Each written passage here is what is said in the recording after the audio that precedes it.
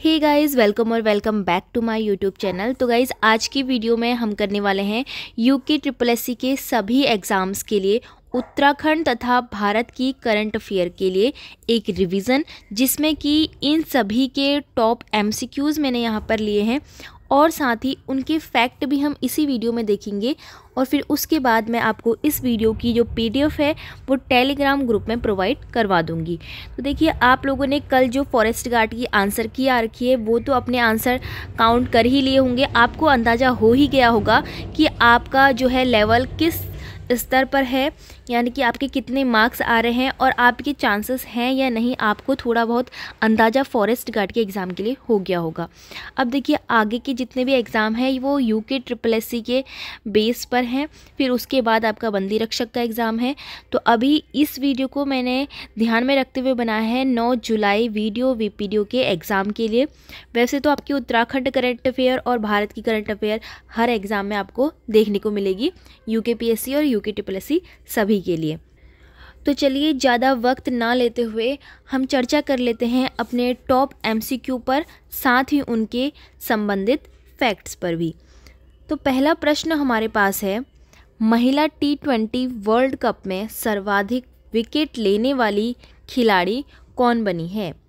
तो देखिए, हमसे पूछा है महिला T20 वर्ल्ड कप में।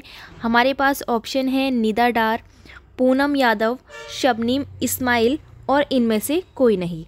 तो सही जवाब इसका हो जाएगा शबनीम इस्माइल। शबनीम इस्माइल जो है महिला T20 वर्ल्ड कप में सर्वाधिक विकेट लेने वाली महिला खिलाड़ी बनी है। अब इनके बारे में कुछ फैक्ट्स जान लेते हैं। देखिए, इनके बारे में फैक्ट्स यहाँ पर नोट में लिखे गए हैं, जिसमें बताया गया है इन्होंने 32 मैचों में 43 विकेट लेकर ये रिकॉर्ड बनाया है। 32 मैचों में 43 विकेट लेकर। यह साउथ अफ्रीका की रहने वाली हैं, तो ये साउथ अफ्रीका की खिलाड़ी हैं। साथ ही सबसे तेज गेंद फेंकने का रिकॉर्ड भी इनके नाम दर्ज है। तो आपसे पूछा जा सकता है सबसे गेंद फेंकने का रिकॉर्ड किसके नाम पर दर्ज है? तो शबनीम इस्माइल आपका करेक्ट आंसर हो जाएगा। अब इन्होंने जो सबसे तेज़ गेंद फेंकी है, तो वो कितनी तेज़ फेंकी है? तो वो बताया गया है 80 मील प्रति घंटा, यानी कि किलोमीटर में आप देखोगे तो 128 किलोमीटर पर आवर की स्पीड से इन्होंने गेंद फेंकी है। तो इस तरह से हमारे सवाल का जवाब हुआ शबनीम इस्माइल, जो कि महिला T20 वर्ल्ड कप में सर्वाधिक विकेट लेने वाली महिला खिलाड़ी हैं। अगला प्रश्न हमारा है, हाल ही में पेप्सी ने किसे अपना नया ब्रांड एम्बेसडर बनाया है? तो देखिए, पेप्सी कंपनी ने अपना नया ब्रांड एम्बेसडर बनाया है ऑप्शन ए रणवीर सिंह को। तो आपको कंफ्यूज नहीं होना है रणवीर कपूर और रणवीर सिंह में, तो इसलिए याद रखना है पेप्सी का जो ब्रांड एम्बेसडर है न्यू, वो है रणवीर सिंह। अभी कुछ और भी हाल ही में नए ब्रांड एम्बेसडर बने हैं, उनको भी हम इसी वीडियो में देख लेंगे। पहला है मिंत्रा जो कि ऑनलाइन शॉपिंग ऐप है, उसके जो ब्रांड एम्बेसडर बने हैं रणवीर कपूर। नवी टेक्नोलॉजी के बने हैं MS Dhoni. Puma India brand के बने हैं हरमनप्रीत कौर। और लास्ट बायजूस लर्निंग ऐप के बने हैं लियोनल मैसी। तो ये मुख्य कुछ ऐसी ब्रांड एम्बेसडर हैं जो कि आपसे एग्ज़ाम में पूछे जा सकते हैं, जिस तरह से आपसे पेप्सी का पूछ लिया गया रणवीर सिंह। तो इन चारों को भी आप नोट करेंगे। नेक्स्ट प्रश्न है क्वेश्चन नंबर 3, एशिया की अब तक की सबसे लंबी साइकिल रेस कहाँ आयोजित की गई? तो एशिया की पूछा है, पूरे एशिया महाद्वीप की सबसे लंबी साइकिल रेस कहाँ आयोजित की गई? ऑप्शन हमारे पास है मुंबई, नई दिल्ली, श्रीनगर और उत्तराखंड। तो राइट आंसर इसका हो जाएगा श्रीनगर, जो कि कहाँ है? जम्मू एंड कश्मीर में है। तो जम्मू एंड कश्मीर के अंदर श्रीनगर से ये स्टार्ट हुई और कन्याकुमारी तक इसका एंड हुआ। तो कश्मीर से कन्याकुमारी तक ये सबसे लंबी एशिया की साइकिल रेस आयोजित की गई, जिसमें कि कश्मीर के श्रीनगर से ये स्टार्ट हुई थी और कन्याकुमारी पर ये पहुंची थी। अभी हम जान लेते हैं कश्मीर के बारे में थोड़ा सा। तो कश्मीर जो है अभी केंद्र शासित प्रदेश है, जो कि 5 अगस्त 2019 को घोषित हुआ था और 31 अक्टूबर 2019 से प्रभावी रूप से ये केंद्र शासित प्रदेश बना था। तो यहाँ पर हमको देखना है कि हमारे देश में 28 राज्य हैं और 8 केंद्र शासित प्रदेश हैं। तो पहले कश्मीर एक राज्य था भारत का, लेकिन अब ये केंद्र शासित प्रदेश है। अब ये केंद्र शासित प्रदेश है तो यहाँ केंद्र का शासन है। साथ ही यहाँ पर एक उपराज्यपाल नियुक्त किया गया है जिसका नाम है मनोज सिन्हा। तो इसको भी याद रखना है आपको, कश्मीर के राज्यपाल उपराज्यपाल का नाम है मनोज सिन्हा। ठीक है, अब देखते हैं नेक्स्ट क्वेश्चन। अब देखिए क्वेश्चन नंबर 4 में हमसे पूछा गया है, हाल ही में कौन सा राज्य भारत का पहला सरकारी मदर मिल्क बैंक स्थापित करेगा। तो ये भारत का सवाल है और ऑप्शन हमारे पास है गुजरात, हरियाणा, उत्तराखंड और पंजाब। देखिए इस बात का जो सौभाग्य है वो उत्तराखंड राज्य को मिला है कि यहाँ सबसे पहला, भारत का पहला सरकारी मदर मिल्क बैंक स्थापित किया गया है। अब ये मिल्क बैंक क्या काम करता है वो भी हम अपने फैक्ट्स में जान लेते हैं। ये ऐसे नवजात शिशुओं के लिए है जिनकी माँ का निधन डिलीवरी के समय हो जाता है। तो इन बच्चों के लिए मदर मिल्क बैंक स्थापित किया गया है ताकि वहाँ से पोषण युक्त दुग्ध जो है इनको मिल पाए, प्रोवाइड हो पाए। ठीक है, अब देखिए उत्तराखंड के बारे में कुछ और भी करंट अफेयर्स हैं, वो भी हम यहीं पर डिस्कस कर लेते हैं ताकि हमारा रिवीजन हो जाए। भारत उज्बेकिस्तान प्रशिक्षण अभियान डस्ट लेक उत्तराखंड में ही शुरू हुआ था। ठीक है, तो ये करंट की बात है इसलिए यहाँ पर बताई जा रही है। उत्तराखंड में हाल ही में क्या हुआ है, नकल विरोधी कानून लागू हुआ है। और ये क्यों हुआ था, UKCCC घोटाले के लिए, जिसकी अभी हम तैयारी कर रहे हैं। ठीक है, उत्तराखंड में नकल विरोधी कानून लागू हुआ। एम्स जो कि ऋषिकेश में है, ये भी आपको पता होना चाहिए। उत्तराखंड में एम्स हॉस्पिटल कहाँ है, ऋषिकेश में है। ने ड्रोन के जरिए तपेदिक की दवाई पहुँचाने का ट्रायल किया है। किसके जरिए, ड्रोन के जरिए। तो ये पहला प्रयास है एम्स के द्वारा कि ड्रोन के जरिए उन्होंने तपेदिक की दवाई जो है पहुंचाने का ट्रायल किया है ताकि दूर दराज के जो पहाड़ी इलाके होते हैं वहाँ जल्दी से जल्दी मेडिकल सुविधाएं उपलब्ध हो जाएं।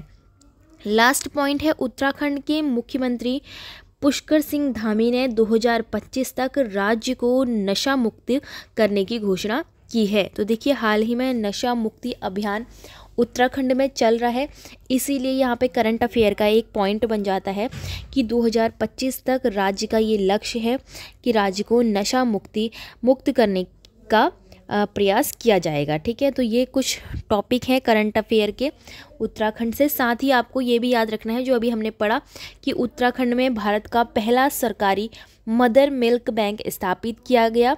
वो क्यों किया गया, ऐसे नवजात शिशुओं के लिए किया गया जिनकी माँ का निधन जो है डिलीवरी के वक्त हो जाता है और उनको पोषण युक्त दुग्ध प्राप्त करने के लिए ये खोले गए हैं। ठीक है, अब आते हैं हम अपने अगले सवाल पर, जिसमें हमसे पूछा है सावित्रीबाई फूले प्रशंसा अवार्ड 2023 से सम्मानित किया गया। तो देखिए ये भी उत्तराखंड की एक करंट अफेयर का क्वेश्चन यहाँ पर है। तो सावित्रीबाई फूले प्रशंसा अवार्ड 2023 बहुत ही अच्छा करंट अफेयर का ये क्वेश्चन है। इनसे किसे सम्मानित किया गया है पूछा है। ऑप्शन हमारे पास है डॉक्टर रानी उपाध्याय, नेक्स्ट है प्रोफेसर डॉक्टर शशि पांडे, या फिर ए व बी दोनों, या फिर इनमें से कोई नहीं। तो करेक्ट आंसर इसका हो जाएगा option B, professor doctor Shashi Pandey.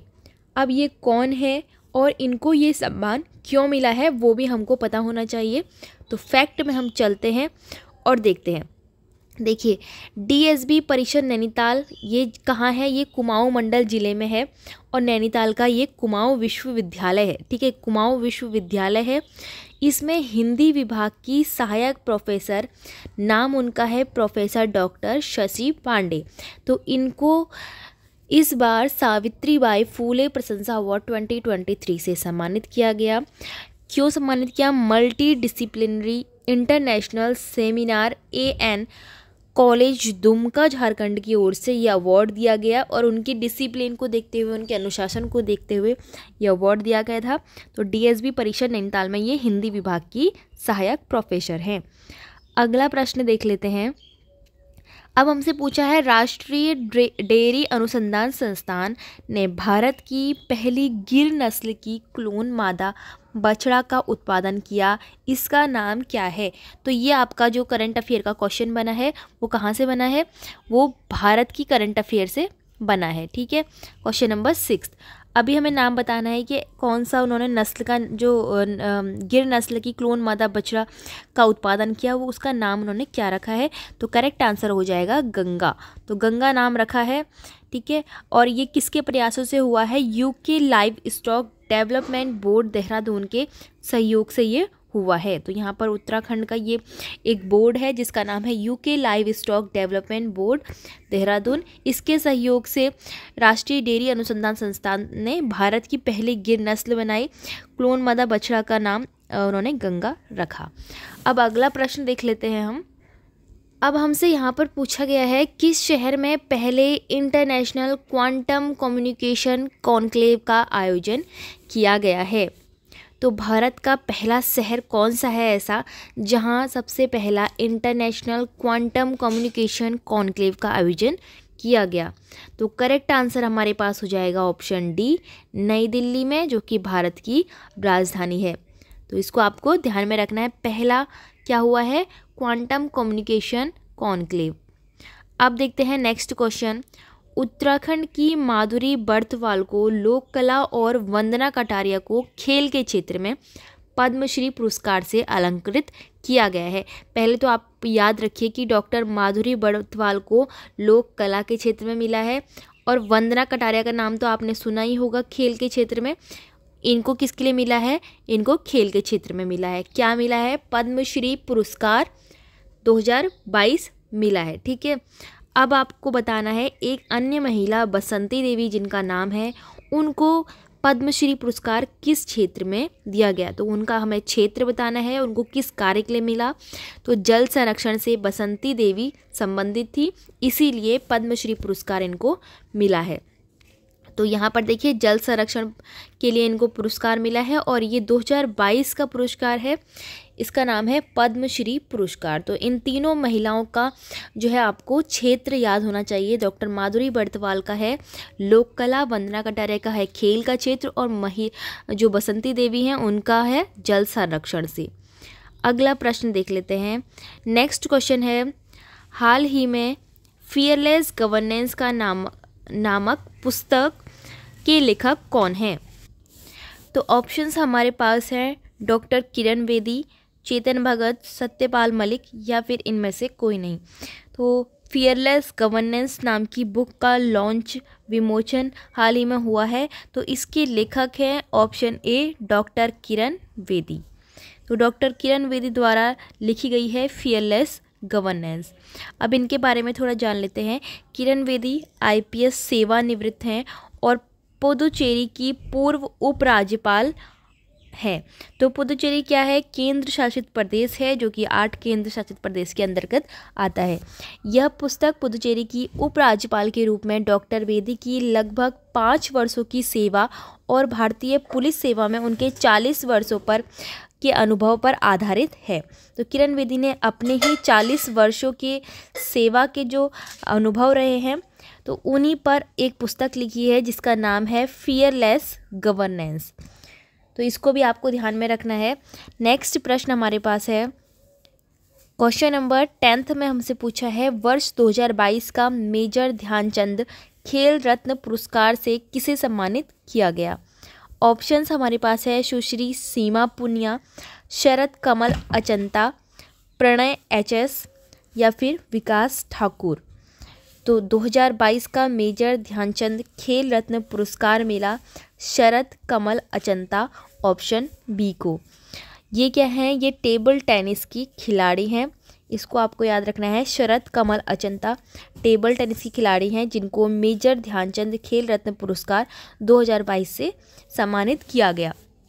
तो देखिए इस तरह से हमने इस वीडियो में कर लिए हैं 10 MCQs ऐसे जो कि उत्तराखंड और भारत की करंट अफेयर से मोस्ट इम्पॉर्टेंट थे और हमारे आने वाली परीक्षाओं के लिए बहुत ज़्यादा इम्पॉर्टेंट है। साथ ही हमने इनके साथ देखे इनके फैक्ट जो कि इन्हीं से जुड़े हुए थे।